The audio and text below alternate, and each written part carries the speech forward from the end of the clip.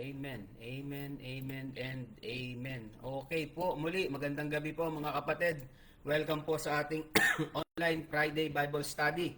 Amen, amen. Magandang gabi po mga kapatid. At ngayong gabi, meron po tayong kasamang bago sa ating kalagitnaan. Para sa akin po, bago po siya, si Sister Raj. Amen, Sister Raj. Amen po, And si Sister Naisa, andyan din po si Sister Naisa. Praise the Lord. Amen. So ngayon pong gabi, tutuloy po natin yung ating pag-aaral. Ang ating pong title, mga kapatid na pinag-aaralan, since Friday pa, last Friday, is the Redemption Plan. Redemption Plan. Ibig sabihin, merong kailangang tubusin. Amen. Naalala nyo pa po? Amen. For our first point, last Friday, magkaroon lang po tayo ng short recap. Ang nangyari po sa atin last Friday, ito po, pinag-aralan po natin last Friday is about sin. Naalala nyo pa? About sin. At yung sin na ito, mga kapatid, nagkumpisa po ito in the Garden of Eden. Amen?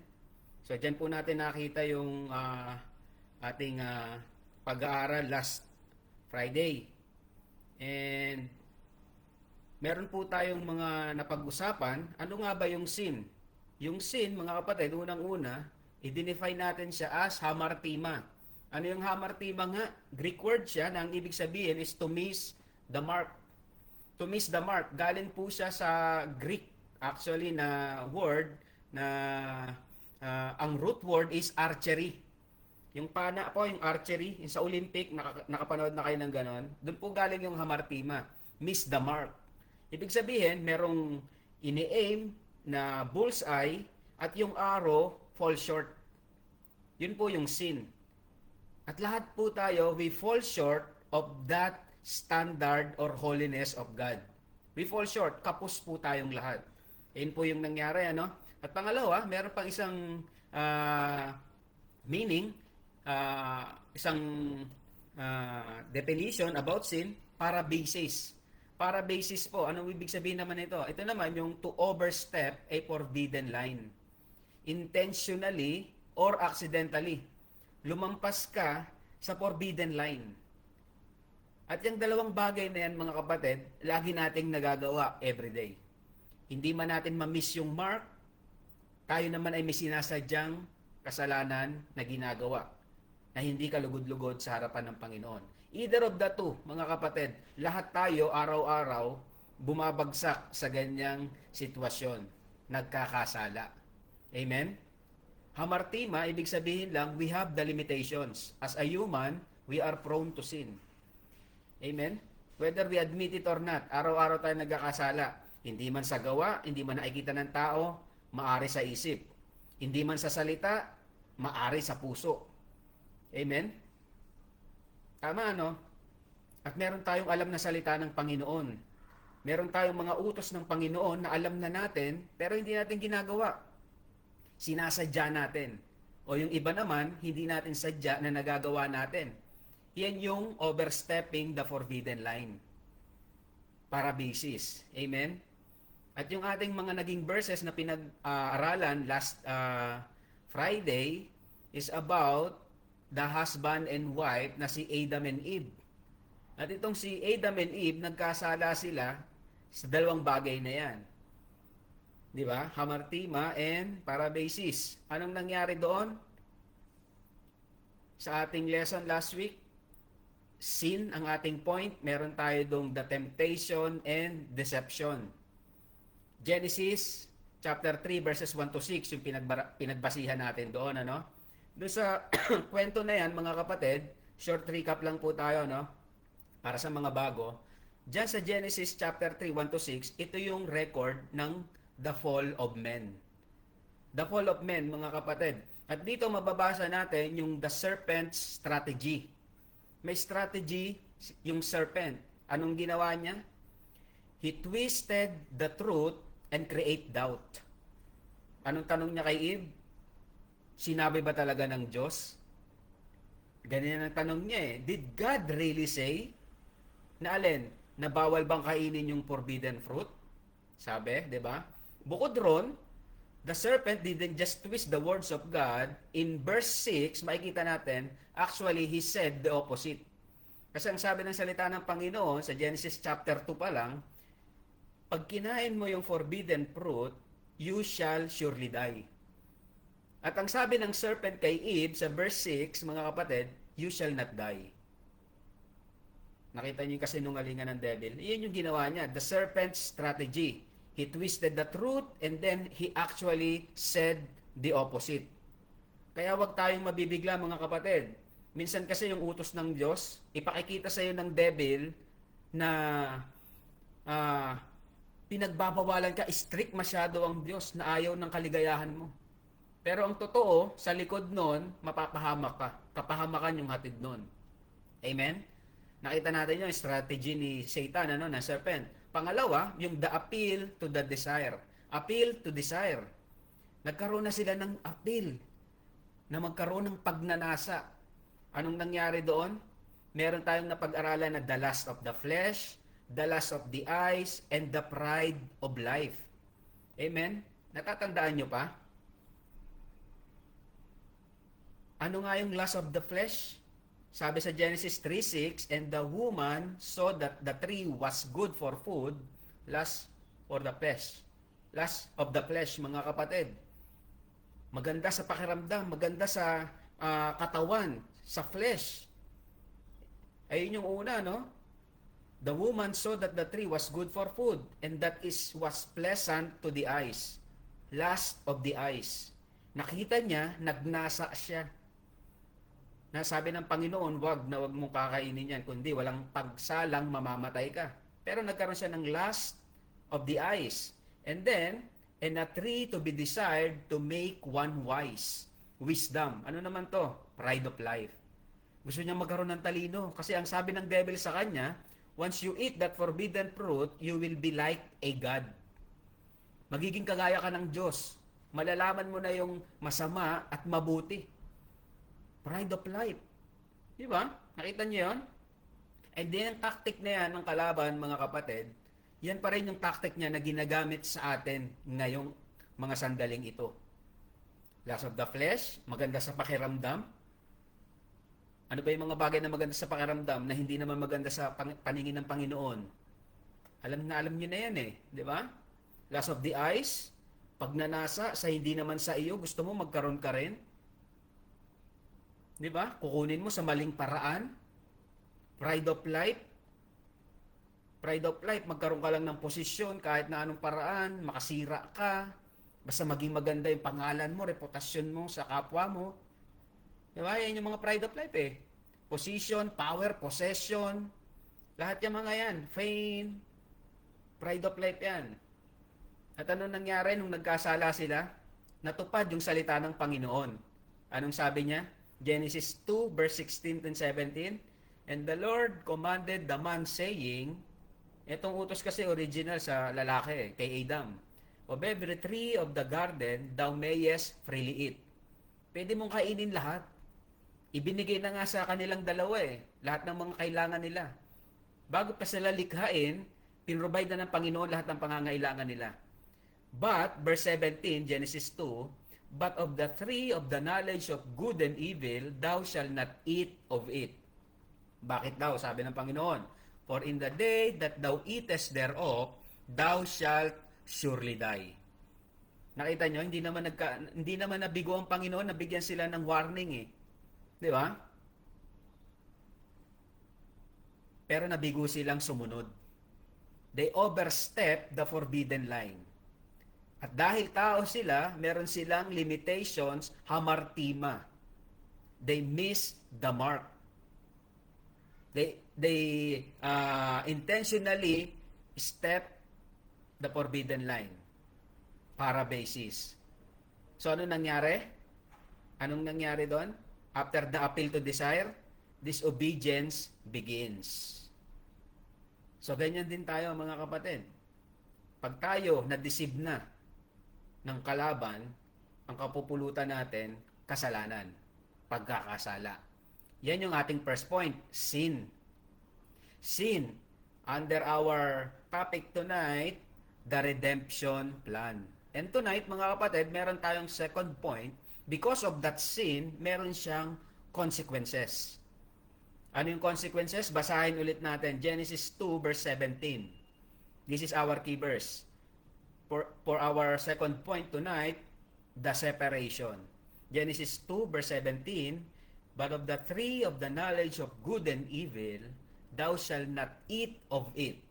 For in the day that thou eatest thereof, thou shalt surely die. Walang pagsalang mamamatay ka. Amen? So tayo po ay dumako muna sa panalangin. Let's go to the Lord in prayer. Let's pray. Ama naming makapangyarihan sa lahat at banal, maraming salamat po sa biyaya na pinagkaloob niyo sa amin, na meron kaming salita mo na aming pagninilay-nilayan, pag-aaralan, upang makita namin ang aming kalagayan sa iyong harapan. Panginoon, sa sandaling kami ay matuto, naway hindi lamang ito pumasok sa aming mga isipan, kundi manatili ito sa aming puso at gagawin namin para sa aming paglago, sa aming personal na relasyon sa iyo, sa aming Panginoong Yesus, para sa iyong kadakilaan. Muli, Ama, itago niyo po ako sa inyong katuruan, sa iyong salita. Pangalan mo lang ang maitanyag, katotohanan mo ang maihayag. For your honor and glory, for our edification and growth. Because this all I pray in Jesus' name. Amen, amen, and amen. Okay, mga kapatid. Second point, tuloy-tuloy na po tayo. Ang atin pong second point is separation. Ito po yung consequences ng pagkakasala ni Adam and ni Eve. Separation. Anong sabi doon? For in the day that thou eatest thereof, thou shalt surely die. Die, death, mga kapatid. And when the Bible speaks about death, ito po ay separation, which is our second point. Separation, yan yung seriousness of sin, mga kapatid. Seryoso ang kasalanan. At seryoso ang Diyos sa pag-deal sa kasalanan. Nung sinabi niya kay Adam and Eve, pwede nyo kainin lahat. Sa inyo na ang lahat ng nandito sa garden. Wag lang ito sa isang ito. Dahil meron kang siguradong consequences. Seryoso ang Panginoon sa pagkakasala. Seriousness of sin. Yan yung ating pag-uusapan.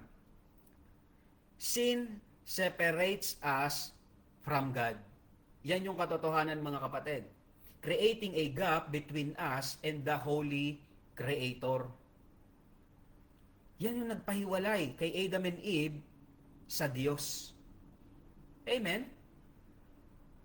Sa kanilang pagsuway. And makikita natin yan sa Isaiah chapter 59 verses 1 and 2. Ang context nito is this: but your iniquities have separated between you and your God, and your sins have hid His face from you, that He will not hear. Nakita nyo? Sabi rin niya ni King David sa Psalm, if we regard iniquity in our heart, the Lord will not hear us. Ganun kaseryoso yung kasalanan, mga kapatid. Kaya wag tayong magtataka, bakit kahit na anong panalangin natin, parang hindi sinasagot? Baka we are considering sin in our hearts. That will separate us from our relationship. Kung tayo ay ligtas na, yung joy of salvation mawawala. Our prayers will be hindered by that sin, mga kapatid. Amen? And we all know, sabi sa Romans 6:23, again mga kapatid, ang atin pong theme na pinag-aaralan is the redemption plan. First point natin, sin. Sa pagkakasala may consequences. Second point, separation. Romans 6:23 says, for the wages of sin is death. Hindi libre yung kasalanan, mga kapatid. Kung ini-enjoy mo ngayon yung kasalanan, enjoy now, pay later. Parang credit card lang, ano? Kaskas now, pay later. Ganon din yung kasalanan, mga kapatid. Hindi libre, may kabayaran. Anong kabayaran? Kamatayan. Or separation. Amen? Seryoso. Seryoso ang Diyos sa kasalanan.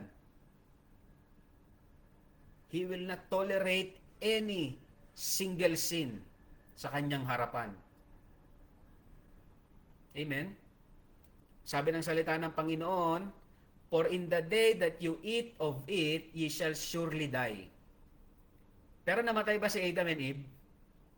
Di ba buhay naman? Kasi ang tinutukoy dito mga kapatid, dalawang bagay. Physical death and spiritual death. So yan yung pag-uusapan natin. Separation kasi yan eh. Yung una, spiritual death, ito yung nangyayari na sinasabi ng salita ng Panginoon in the Bible often refers to separation from God, which happened immediately. Nangyari agad eh. Yun yung nangyari kay Adam and Eve. Their relationship with God was broken. Nakita nyo yon? Kahit anong relationship, kahit sa atin ngayon, mga magkakapatid sa Panginoon, lahat ng relationship nasisira dahil sa kasalanan. Tama? Maraming pamilya ang nasira, mag-asawang naghiwalay, mga anak na pabayaan, dahil saan? Kasalanan. Anong sabi ulit? For the wages of sin is death. Ang kabayaran ng kasalanan ay paghihiwalay. Literal at spiritual. Amen? Yan yung nangyari, mga kapatid, kay Adam and Eve. Spiritually separated from God. Tumalikod ang Diyos sa kanila. Pinalabas sila sa garden. Tama? Yun yung nangyari. Yun yung nangyari. At makikita natin dito, tingnan natin ha. Ephesians chapter 2 verse 1.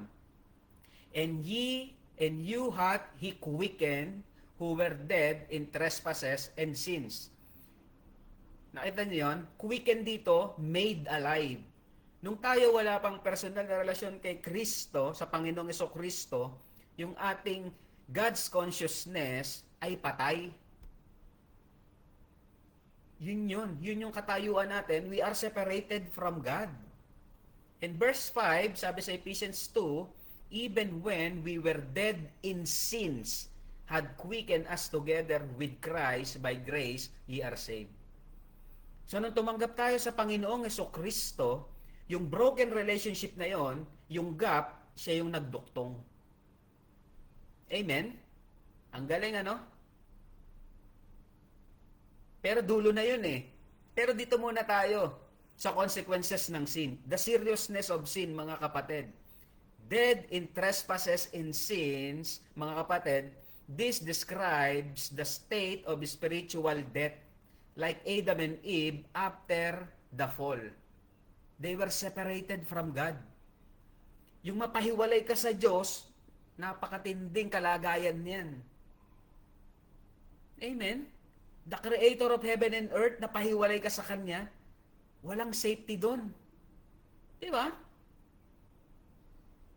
Nawala yung kanilang spiritual consciousness about God. Patay. Di ba yung patay walang pakiramdam? Kahit anong sabihin mo dyan, kahit sigawan mo pa yan, kahit hampasin mo pa yan, wala yung pakiramdam. Ganon yung nangyari sa isang taong walang Kristo sa puso. Kahit anong sabihin mo ng salita ng Panginoon dyan, kung hindi yan tatanggap, wala, baliwala yun. Kasi they are spiritually dead. Amen? Kaya wag tayong magtataka mga kapatid kung meron tayong mga inilalapit sa Panginoon pero walang nangyayari kasi they are dead. Kahit ilang beses mo na pagbahagi na ng salita ng Panginoon, walang nagbabago. Di ba minsan nakaka-disappoint? Ganyan din yung pakikipag-usap sa patay. Kahit anong kausap mo sa patay, hindi yan sasagot. So what we need to do is to pray for them. And the Holy Spirit works in them. Amen? So yun yung nangyari, ano? Spiritual death, they are separated from God. But physical death, ito naman, mga kapatid, hindi agad ito nangyari. Buhay pa rin sila di ba? Bago sila nagkasala, wala silang kamatayan. So ito yon. Physical death entered the world God's warning did come to pass eventually. Physical death entered human experience as a consequence of sin. Ganyan yung nangyari mga kapatid. Makikita natin sa Romans 5:12. Romans 5:12 say, wherefore, as by one man sin entered into the world. Sino yung one man na yon? Si Adam. And death by sin, and so death passed upon all men. Naipasa yan sa akin at sa iyo. Kasi lahat tayo galing kay Adam. For all that have sinned. Amen? Kaya nga sa umpisa natin, di ba? Lahat tayo sumablay doon sa hamartiman para basis.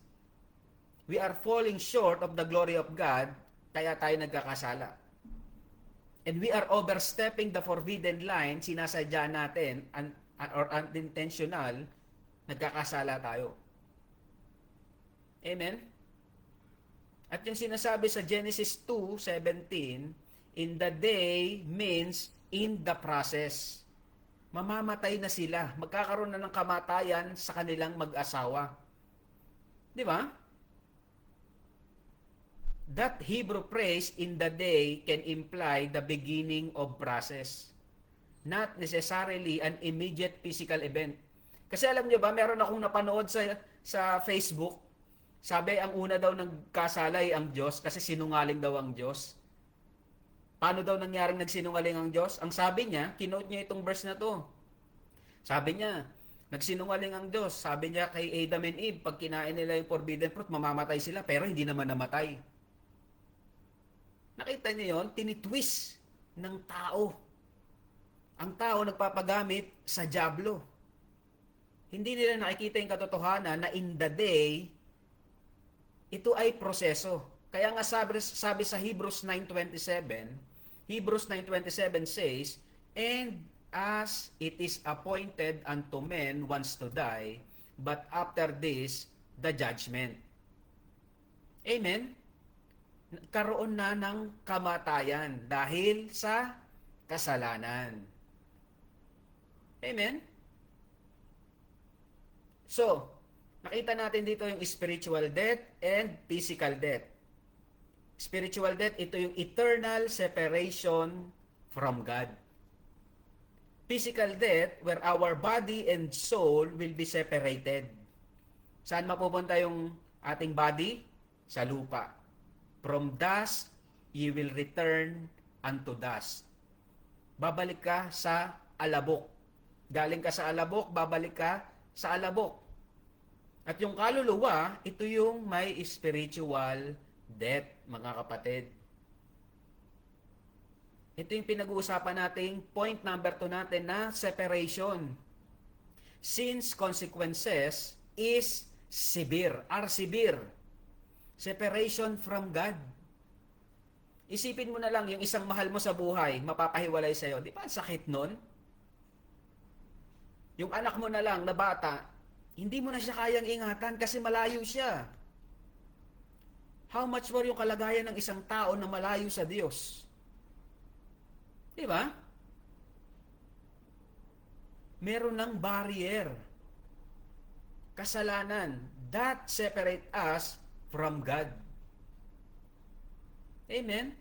This distance is heartbreaking, highlighting our desperate need for reconciliation. Kailangan nating magkaroon ng reconciliation sa ating Creator. Revelation 21:8. Tingnan nyo yung kaseryosohan ng kasalanan. Revelation 21:8. May mga kasalanan dito na binanggit. Tingnan natin kung ito ay criteria na pagbabasihan, pumasok ba tayo? Revelation 21:8.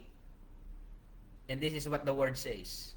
But the fearful, unbelieving, and the abominable, and murderers, and whoremongers, and sorcerers, and idolaters, and all liars. Isa-isay natin. Sabi ni Apostle John, Revelation 21:8. But the fearful. Ano yung fearful dito? Yung matatakotin ba to sa multo o sa anumang bagay? Hindi. Ang fearful na binabanggit dito ni Apostle John, mga kapatid, yung takot ka na pag-usapan yung kasalanan mo.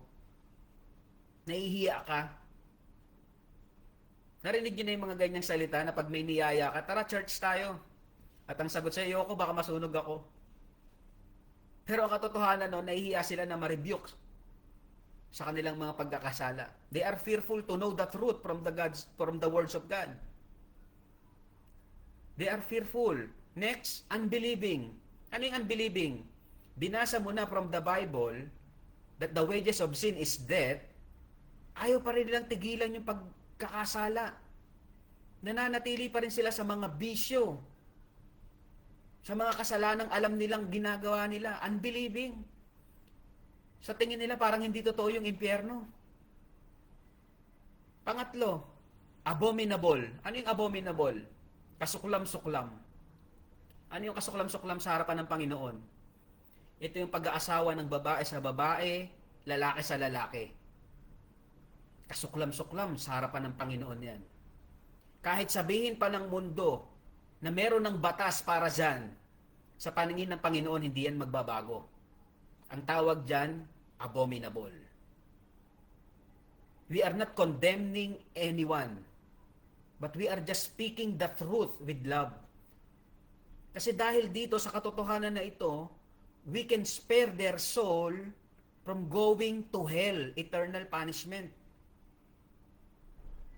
Di ba? Yan yung seriousness of sin na sinasabi natin sa ating point na separation.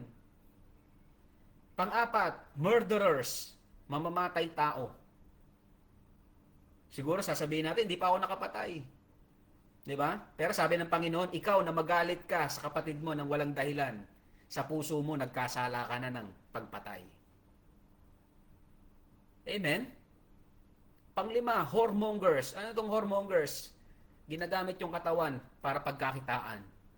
Prostitution. Sorcerers. Ano pa yung sorcerers? Mangkukulam. Totoo po yung kulam. Yung kapangyarihan yan galing yan sa devil. Kaya kung ikaw na nakikinig ngayon, wala ka pang Kristo sa puso mo, wala kang Holy Spirit. Tatablan ka ng kulam. Amen? Ano pang kasunod? Idolaters. Ano yung idolaters?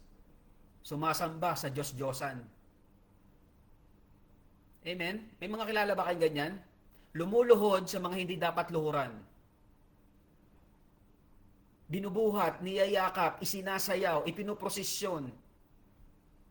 Pinapahira ng panyo, dinadamitan, niyuyukuran.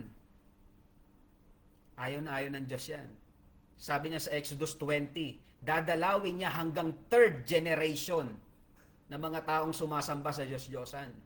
Idolaters. Anything you put above God is your idol. Amen? Panghuli, and all liars. Mga sinungaling. Kapag sinungaling na po kayo, amen. Walang maliit o malaking pagsisinungaling. Walang white lies, blue lies, red lies. Ang tawag dyan, lie. Liars, mga sinungaling. Ang consequences ito, shall have their part in the lake which burneth with fire and brimstone, which is the second death. Yung second death, mga kapatid, yan yung spiritual death na pinag-uusapan natin. Separation from God in eternity. So baka hindi pa rin kayo convinced. Tingnan natin yung severity ng pagkakalayo mo sa Panginoon. Matthew chapter 13 verse 42. Matthew 13 verse 42. 13:42 says, and shall cast them into a furnace of fire. There shall be wailing and gnashing of teeth. Furnace of fire, naglalagablab na apoy.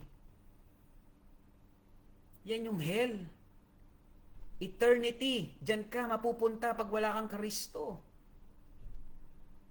Amen? Matthew pa rin.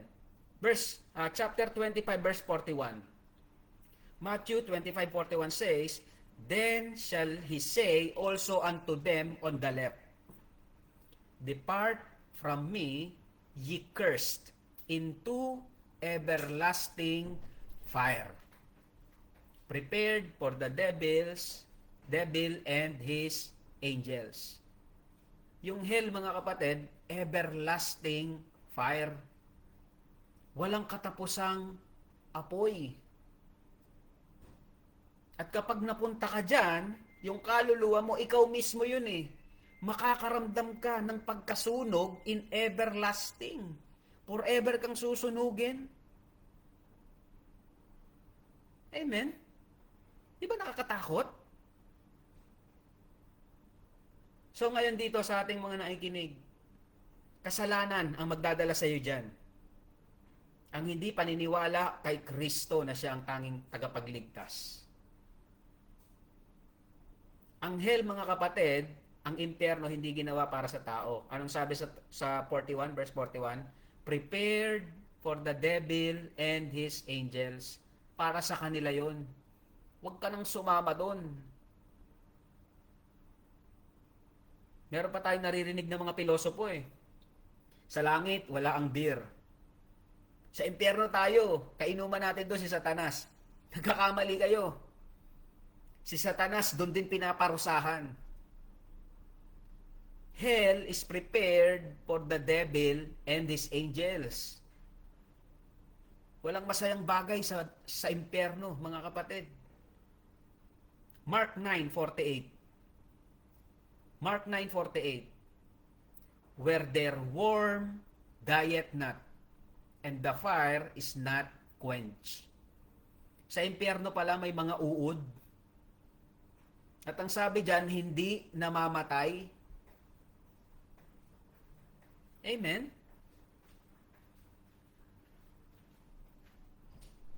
Sino dito kayang humawak ng uod?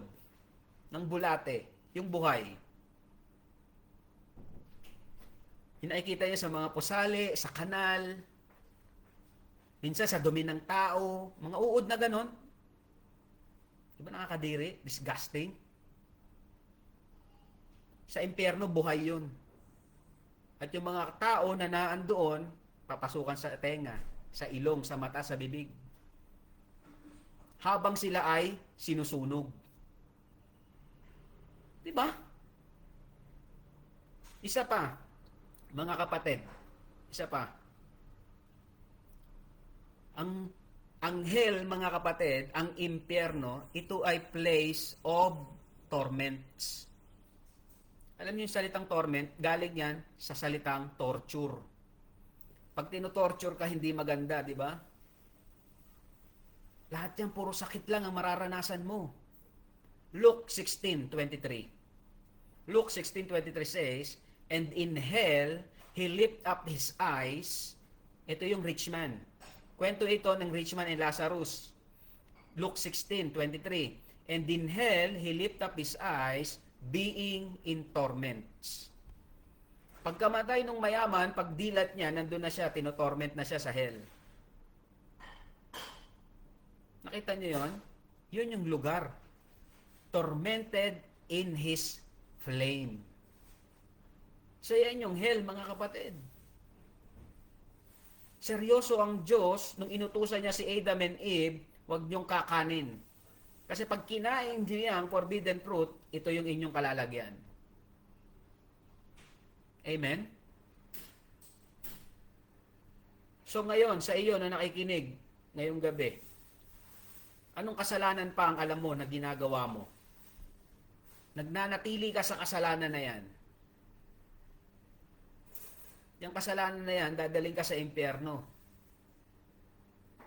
Sa impyerno na ang sinabi ng Panginoon, na unquenchable fire. Hindi namamatay yung apoy. Where you will be tormented and suffer. And eternity separated from God. So mga kapatid, sa mga katotohanan na yan, these descriptions of hell emphasizes the seriousness of rejecting God's offer of salvation. Kaya nga ang atin pong pinag-aaralan ngayong gabi na ito, First Friday ng December, God's plan of salvation kay Brother Paul. Sa akin ngayon, itong redemption plan ng Panginoon. Kasi seryoso ang Diyos sa pag-deal sa kasalanan. Amen?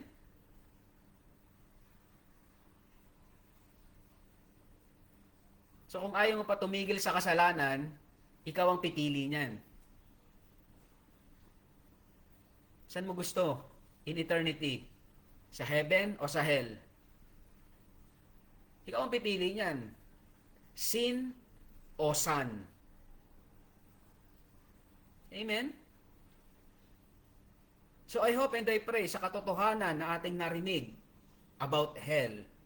Actually, mga kapatid, ang Panginoong Jesucristo, nagturo siya more than sa heaven about hell. Mas maraming pagkakataon na ang Panginoong Yesus ay nagturo about hell. Kasi ayaw niyang mapunta ang tao doon. Yun nga yung dahilan bakit siya bumaba rito eh. Di ba? John 1:14, and the Word became flesh and dwelt among us, and we beheld His glory, the glory of the Father, the Son of the Father, full of grace and truth. Amen? Ayaw niya na may mapunta sa hell, mga kapatid. Ayaw niya. So I hope and I pray seryoso rin tayo bilang mga mananampalataya. Ilang taon na ba tayo nagba-Bible study? Di ba sa biyaya ng Panginoon tuloy-tuloy? By His grace. Kasi alam ng Panginoon na may impyernong pupuntahan. Di ba? So mga kapatid, yan yung seriousness of sin. Yan yung seriousness of sin. It separates us from God in eternity. Spiritual death and physical death.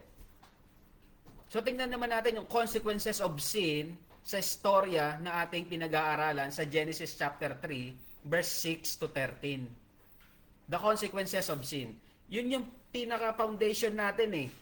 Yung sin, yung separation, yung consequences. Pero tingnan natin, anong makikita nating aral dito sa mag-asawang ito kay Adam and Eve when they fall into sin. The consequences of sin. Tingnan natin. Ang consequences niya, unang consequence is shame and fear. Shame and fear. Tingnan natin sa verse 7 and 8. Genesis chapter 3, verse 7 and 8. Nung kinain nila yung forbidden fruit, ito yung nangyari. Verse 7. In the eyes of them both were opened. Nabuksan yung kanilang mga mata. And they knew that they were naked. Nakita nila, hubad kami. And they sewed fig leaves together and made themselves aprons. So dito pala nag-umpisa yung apron, no? Yung pagdadamit. Nahiya sila eh. Nakita nila, nakahubad kami. Shame. Verse 8. And they heard the voice of the Lord God walking in the garden in the cool of the day. So narinig nila parating ang Panginoon. And Adam and his wife hid themselves from the presence of the Lord God amongst the trees of the garden. Shame and fear. Pag nagkasala, di ba nakakahiya at nakakatakot? Lalo na pag nabuko ka. Di ba? Pag lumabas yung itinatago mong kasalanan, shame and fear. Adam and Eve realized their nakedness. They saw fig leaves and hide from God, showing guilt and fear. As if pwede pa silang magtago sa Panginoon. Nakita niyo yung foolishness ng men? Pag nagkakasala, magtatago pa, akala mo naman hindi nakikita ng Diyos. Di ba? Shame and fear. Nakakalungkot ngayon, ang mga tao, kahit nagkakasala, hindi na nahihiya. Di ba? They used to it. Okay na sa kanilang magsinungaling, okay na sa kanilang magmura, okay na sa kanilang maglasing. Okay na sa kanilang mambabae, okay na sa kanilang mag-asawa ng iba-iba. 'Di ba? Wala nang shame. Wala na ring fear. Kasi hindi nila nauunawaan yung hell. So shame and fear, mga kapatid, anong ginawa ng mag-asawa nung naramdaman nila yung shame and fear? They cover up. Anong ginawa ng mag-asawa? Adam and Eve realized their nakedness. Anong ginawa nila? They sew fig leaves. Nagtahi sila ng fig leaves, symbolizing their newfound shame and attempt to hide their sin. Gumawa ng paraan para hindi makita yung kasalanan. Alam niyo, tao ganyan eh. Pag nagkasala, tatakpan ng isang pagsisinungaling. Pagsisinungaling. Another pagsisinungaling. Di ba? Kasi nahihiya at natatakot. And in the end, hindi na nakalabas sa kasalanan. Natabunan na ang lahat ng kasalanan. Di ba? The fig leaf symbolizes how we often try to mask our vulnerabilities, our failures, or sins with our own efforts, whether it is achievements, appearances, or distractions. Ganyan yung ginagawa ng tao. Cover up. Cover up. Fig leaves represent human efforts. Gagawa ng paraan. Amen? So mga kapatid, yung kanilang effort is limited. That's the limitation of human efforts. Isaiah 64 verse 6. Tingnan nyo. Isaiah 64 verse 6. Kasi minsan ang tao ganito eh. Pag nagkasala, ang gagawin niyan, gagawa ng mabuti. Sisimba ako, magbabawas akong kasalanan. Narinig niyo na yan? O ngayon pa naman, usong-uso simbang gabi. Tatapusin ko yung simbang gabi mula December 16 hanggang katapusan ng pagsisimbang gabi para mabawasan yung kasalanan ko. Mga kapatid, parang fig leaves yan. Human effort yan na walang kabuluhan. Isaiah 64 verse 6, tingnan nyo. Isaiah 64 verse 6 says, all our righteousness are as filthy rags. Amen? Lahat ng righteousness na naiisip mo, na kaya mong gawin, na alam mong mabuti, akala mo mabuti, sa paningin ng Panginoon, filthy rags lang yan. Alam mo yung filthy rags? Maduming basahan. Kaya wala tayong pwedeng ipagmayabang sa Panginoon. Sabi niya, for all have sinned and come short of the glory of God. Gagawa ka ng mabuti, akala mo naman mababayaran mo ang Panginoon. Bribery. Maglilimos ka. Magbibigay ka sa church. Hindi po, mga kapatid. Hindi makakaabot yan. Ang tawag dyan, hamartima. Fall short, kapos. Di ba? So mga kapatid, yan yung unang ginawa ng mag-asawa. Dahil nagkasala sila, meron silang shame and fear. Cover up ang ginawa nilang solusyon. Cover up. Hindi lang sila nag-cover up, meron pa kasunod. They hide from God. They hide from God. They hide from God's presence, revealing their fear of exposure and separation from Him. Showing the immediate spiritual distance sin creates. Nakita niyo yun? Pag nagkakasala ang mga tao, di ba, kusang lumalayo.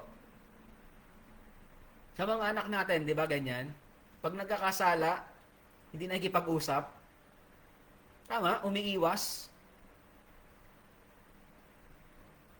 Ganon din tayo sa harapan ng Panginoon. Adam and Eve, their fear reflects how sin drives a wedge between us and God, leading to avoidance. Kaya yung ating joy of salvation, kung tayo ay ligtas na, nawawala. Nawawala. Pero kung ikaw wala pang Kristo, diretso ka sa impyerno. Hindi joy of salvation ang mawawala sa iyo. Yung salvation mismo, wala kang kaligtasan. Amen? Pero anong ginawa ng Panginoon? In verse 9, intentionally, God initiatively seeks them out, showing His pursuit of us even in brokenness. Ang Panginoon pa mismo ang hahanap sa akin at sa iyo pag tayo nagkasala. Anong sabi niya sa verse 9? Tingnan natin, basahin ulit natin yung verse 9. Genesis 3 verse 9. And the Lord God called unto Adam and said unto him, Where art thou? Alam naman ng Diyos kung nasan siya eh. Silang mag-asawa eh. Pero yung question dito na where art thou, parang sinasabi ng Panginoon, I am willing to listen. Kung humingi ng tawad itong mag-asawang ito, pinatawad naman sila eh. For sure, because God is so merciful. Di ba? Pero nung ginawa nila, nagtago, nag-cover up, nahiya. Di ba? Ano pa? Bukod sa shame and fear. Shame and fear. Ang kasunod na ginawa nila, ano? The blame game. Nagturuan, nagsisihan. Adam and Eve blame each other. Adam blames Eve. Eve blames the serpent. Avoiding responsibility. Pag nagkasala, nagtuturo. Siya kasi, kaya ako to nagawa. Di ba? Walang sense of responsibility. Kung Kristiyano ka, be Christian enough, natanggapin mo yung pagkakasala mo. And God is faithful and just to forgive us and cleanse us from all our uncleanness and unrighteousness. Di ba? 1 John 1:9, if we confess our sins, He is faithful and just to cleanse us and forgive us from all our unrighteousness. Amen? So mga kapatid, itong blame game na ito, nangyayari pa rin to hanggang sa ngayon. Na pag nagkasala, magtuturo. Shifting responsibility. Tingnan nyo sa Genesis 3, verse 12. Genesis 3, verse 12 says, eto nangyari. Verse 12, and the man said, the woman whom thou gavest to be with me, she gave me of the tree, and I did eat. Yung babaeng binigay mo kasi sa akin eh. Binigay niya sa akin yung fruit, kaya kinain ko. Nakita niyo yon? Passing the buck. Eve blames the serpent. So dahil hindi pwedeng ituro ni Eve si Adam, tinuro niya naman yung serpent. Verse 13, tingnan nyo, Genesis 3:13.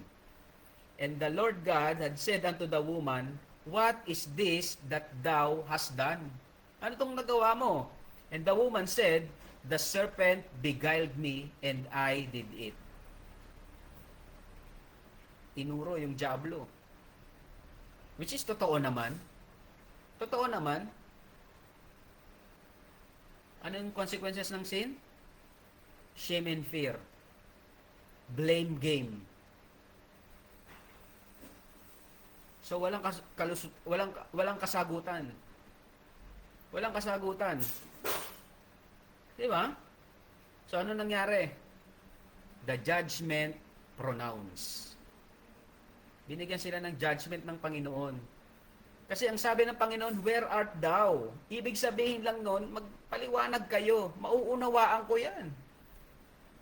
Pero hindi nila ginawa eh. Nagturuan sila. Tingnan natin, judgment pronounced. Verse 14. Dito sa verse 14 to 19, God declares consequences. Makikita natin yan. Consequences kay Adam, consequences kay Eve, at consequences sa serpent. Tingnan natin. Basahin natin verse 14. And the Lord God said unto the serpent, because thou hast done this, thou art cursed above all cattle, and above every beast of the field. Upon thy belly shalt thou go, and thus shalt thou eat all the days of thy life. So kakain siya ng alikabok habang siya ay nabubuhay. Sabi sa serpent, verse 15, and I will put enmity between thee and the woman, and between thy seed and her seed. It shall bruise thy head, and thou shalt bruise his heel. Alam niyo ba itong Genesis 3:15, mga kapatid? This is the first mention of the gospel. Paano naging gospel yung verse 15 na yan, Genesis 3:15? Basahin ulit natin, ha. Genesis 3:15 says, and I will put enmity between thee and the woman, and between thy seed and her seed. Sino yung seed ng woman? Siya si Jesus Christ. Amen? Anong sabi dyan? It shall bruise thy head. Yung head ng serpent, babasagin ng seed ni Eve. And it shall bruise thy heel. Yung paa ng Panginoong Jesucristo, it will be bruised by the serpent. Ano ibig sabihin nun? Sa pagliligtas na gagawin ng Panginoon, merong fatal blow sa ulo ng dyablo. Yun yung Calvary. Yun yung Calvary. At yung bruising of the heel of the Lord Jesus Christ, yun yung sacrifices niya na namatay siya sa krus. Amen? So tingnan natin, anong sabi dito? Consequences for Eve. Consequences for Eve. Unto the woman, verse 16, he said, I will greatly multiply thy sorrow, and thy conception in sorrow. Thou shalt bring forth children, and thy desire shall to be thy husband, and he shall rule over thee. Kaya pala mga anak ng may pagkahirap, pagkasakit-sakit ang babae dahil dito sa kasalanan na ito. Pain in childbirth symbolizes the brokenness in creation and relationship. Amen? Yun pala yun, palatandaan bakit naghihirap sa panganganak ang mga babae. At yung sinasabi ditong the desire for your husband hints at relational struggles. Ano ba kasi gusto ng babae? To dominate sa kanyang asawa. Pero anong sabi? He shall rule over thee. Wala kang magagawa kundi magpasakop sa asawang lalaki. Kahit gustuhin mo pa. Kasi yan ang utos ng Diyos. Amen? Consequences kay Adam, verse 17. And unto Adam he said, because thou hast hearkened unto the voice of thy wife, and hast eaten the tree of which I commanded thee, saying, thou shalt not eat of it, cursed is the ground. Cursed is the ground for thy sake, in sorrow shalt thou eat of it all the days of thy life. Thorns are also, and thistles shall it bring forth to thee, and thou shalt eat the herb of the field. Verse 19, tingnan nyo. In the sweat of thy face shalt thou eat bread, till thou return unto the ground, for out of it was thou taken, from dust thou art, and unto dust shalt thou return. Kaya kailangan magtrabaho ng lalaki para mabuhay, para makakain. The ground was cursed. Kung dati yung Eden ay namumunga lang ng mga bagay na kailangan nila, dahil sa kasalanan, yung mundo ay na-curse. Kailangan mo nang i-cultivate. Kailangan mo nang araruhin, hukayin, para magkaroon ka ng ani. Ganon yung nangyari kay Adam. At ultimately, anong sabi? Sa alabok ka kinuha, sa alabok ka babalik. Amen? So wala tayo pwedeng ipagmayabang sa harapan ng Diyos. We are sinners. We are just sinners saved by grace kung meron tayong Kristo. Amen? Judgment sa serpent. The enmity and promise of the seed in Genesis 3:15 point to Jesus defeating sin's power. At yun yung magiging third point natin next Friday.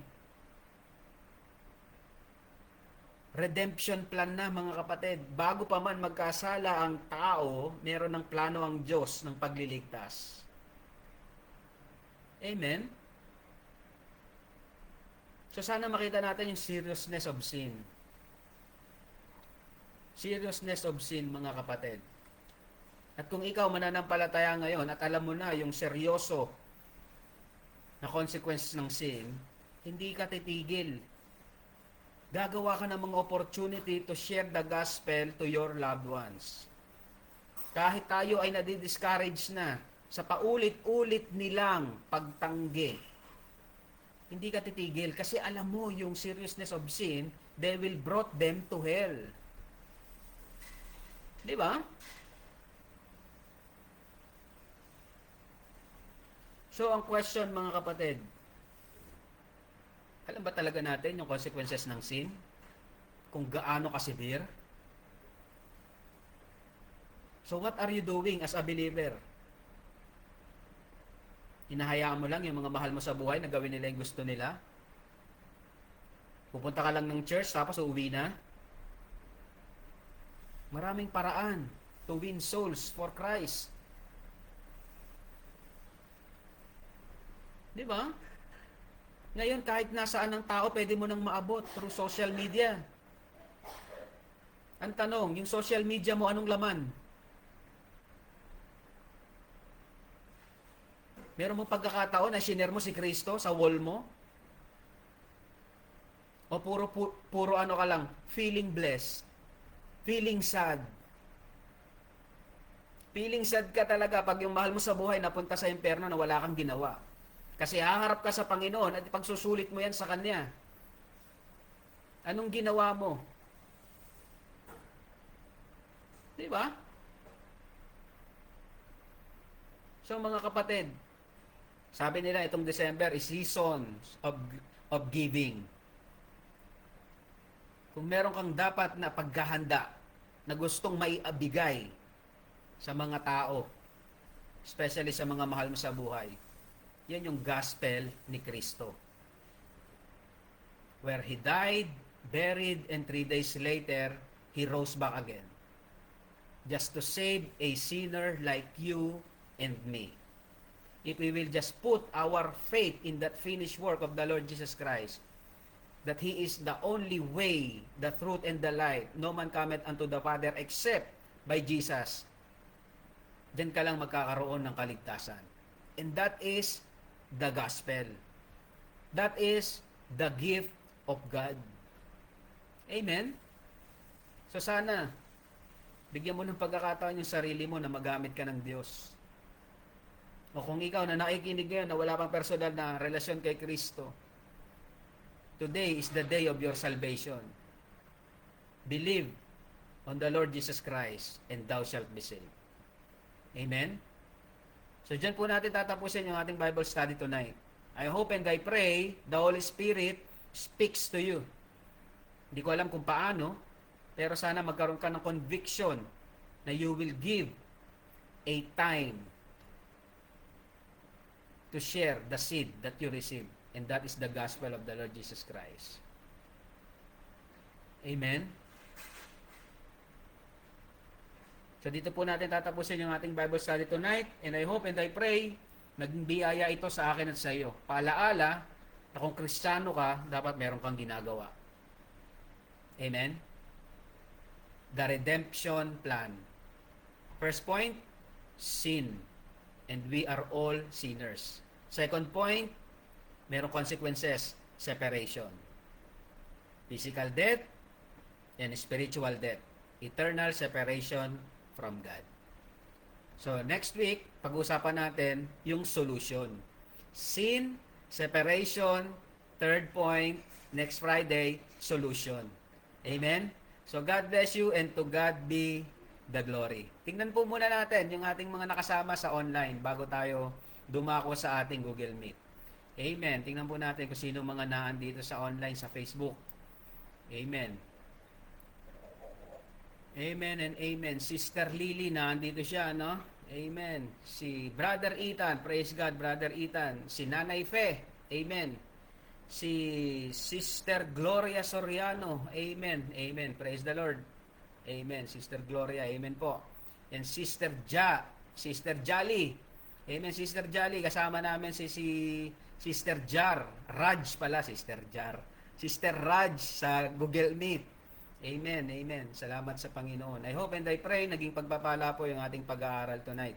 Magkita-kita po ulit tayo next Friday.